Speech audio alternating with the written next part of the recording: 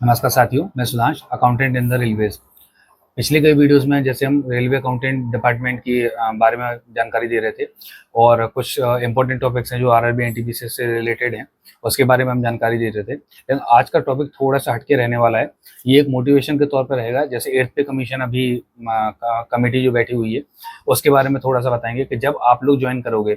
मैं एनटीपीसी की भी बात कर रहा हूँ, एनटीपीसी ग्रेजुएट, अंडर ग्रेजुएट और अभी ग्रुप डी या जितने भी इस साल एग्जाम होने वाले हैं, सब में सेम यही रहेगा कि जब तक आप लोग ज्वाइन करोगे, जब तक एर्थ पे कमीशन आ चुका होगा।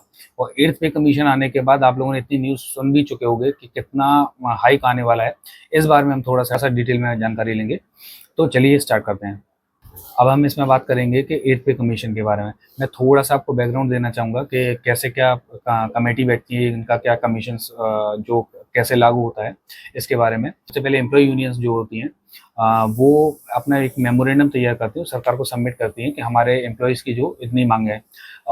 जैसे एम्प्लॉय यूनियंस में एनएफआईआर है, रेलवेज़ के बारे में मैं बता रहा हूँ कि एनएफआईआर है, ईआईआरएफ है, और भी कई सारी यूनियंस हैं। जैसे एनएफआईआर का फुल फॉर्म होता है national federation of Indian railways man, और ईआईएफआर का है all India railways man federation, या एक होता है NJCA, national joint council of action.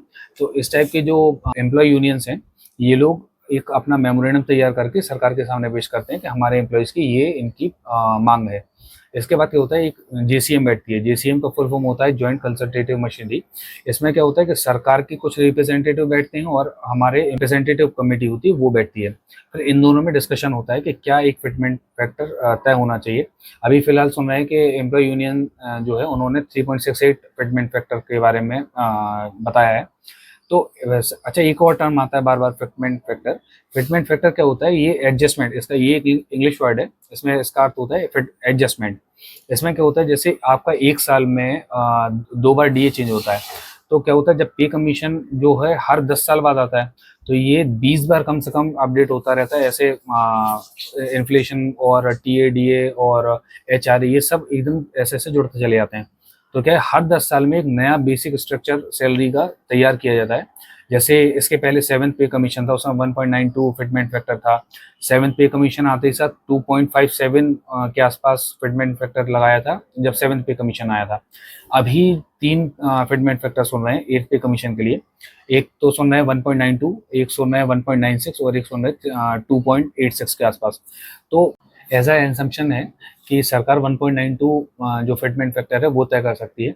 अच्छा, अभी जो मैं आपको जेसीएम के बारे में बता रहा था, ये जेसीएम जो है वो फिटमेंट फैक्टर के साथ साथ क्या है, ये अलाउंसेस के बारे में बात करती है कि अलाउंसेस जो लेवल वाइज बटे हुए होते हैं उनमें कैसे क्या इंक्रीमेंट होगा, या लेवल 1 की जॉब लेवल 2 में कन्वर्ट कर सकते हैं कि नहीं कर सकते, इसके बारे में भी सारी चर्चा जेसीएम के अंदर ही होती है। हम बात करेंगे कि अकाउंट्स डिपार्टमेंट की लेवल 5 की जो जॉब है अकाउंटेंट की, उसमें क्या सैलरी बन रही है, और 8वें पे कमीशन के बाद कितनी सैलरी में हाइक आएगा। अभी 29,200 का ये बेसिक है इसका, और एचआरए टीएडी ये सब मिला मिलू के हम लोग की सैलरी 52 पे स्टार्टिंग होगी। अभी अगर कोई भी नया जेडब्ल्यू ज्वाइन करता है तो उसकी 52 के आसपास सैलरी बनेगी। अब अगर वो 8 पे कमीशन के बाद जो अब आप लोग अभी आने वाले हो, तो उनकी जो सैलरी है उसमें कम से कम 20 से 25 हज़ार रुपये का फर्क पड़ेगा। अगर हम मिनिमम फिटमेंट फैक्टर 1.92 लेके चलते हैं, 29,200 का 1.92 कम से कम 56,000 के आसपास बन रहा है। और इसके साथ साथ जब ग्रॉस उनकी सैलरी बनेगी वो 76 प्लस निकल जाएगी। आपका डिडक्शन 5 4 5 हज़ार मान के चलो, तो अगर आपकी नेट इनकम देखा जाए तो जब आप लोग ज्वाइन करोगे तो 70 से 72 के आसपास, 1000 के आसपास आप लोगों की स्टार्टिंग सैलरी रहेगी, वो भी नेट 8th पे कमीशन के बाद। और जब आपका 3 साल बाद प्रमोशन होगा सीनियर अकाउंटेंट की पोस्ट पे, उस पे जो बेसिक होता है वो 35,400 होता है। 35,400 का अगर हम 1.92 पे मल्टीप्लाई करें तो लगभग बनता है 68,000 रुपीज़। ये आपका बेसिक हुआ। इसके बाद अगर एच आर ए और टी अगर जोड़ा जाए तो इसके बाद आपका ग्रॉस बनेगा 91 के आसपास, और इसका जो नेट इनकम आएगा वो आएगा 85। ये सब 8th पे कमीशन के बाद बहुत मेजर चेंजेस आने वाले हैं, और हो सकता है जितनी भी अलाउंसेस हैं उनमें भी थोड़ा बहुत इंक्रीजमेंट देखने को आपको मिले, तो ये सैलरी जो है वो थोड़ा और बढ़ के आएगी। तो ये सारी चीज़ें अभी बहुत बड़ा फैक्टर है। आप लोगों को 8th पे कमीशन के हिसाब से अच्छी खासी हैंडसम अमाउंट आपको मिलने वाला है। तो आप लोग इतना लग के मेहनत करो कि इस साल हर हालत में कोई भी government exam, central government exam या स्टेट गवर्नमेंट एग्जाम, किसी में भी करके आपको फाइनल सिलेक्शन ले ही लेना है। आपकी मेहनत रंग लाएगी इस साल। आप इतनी मेहनत करो कम से कम। और इसी के साथ साथ अगर आपको ये वीडियो पसंद आया हो तो आप सब्सक्राइब उसको कर सकते हैं। और इसी के साथ साथ समझाएं कि रिटायरमेंट एज जो है वो पहले जो 60 थी वो 60 से 62 तक करें। हालांकि ये रूमर ही है अभी तक, इसका कोई भी अभी ऑफिशियल नोटिस नहीं आया है। तो एज पे कमीशन से लेके इतने कयास बनाए जा रहे हैं, ये सब आने के बाद ही क्लैरिटी मिलेगी। अच्छा, मैं एक और ब्रीफिंग दे दूं कि जैसे 7th पे जो कमीशन आया था वो 2016 में एक्टिवेट हो गया था, लेकिन इसके बाद 2018 से ही उसको प्रॉपर लागू किया गया था। तो ये सारी चीज़ें क्या है, थोड़ा सा डिले भी हो सकती हैं।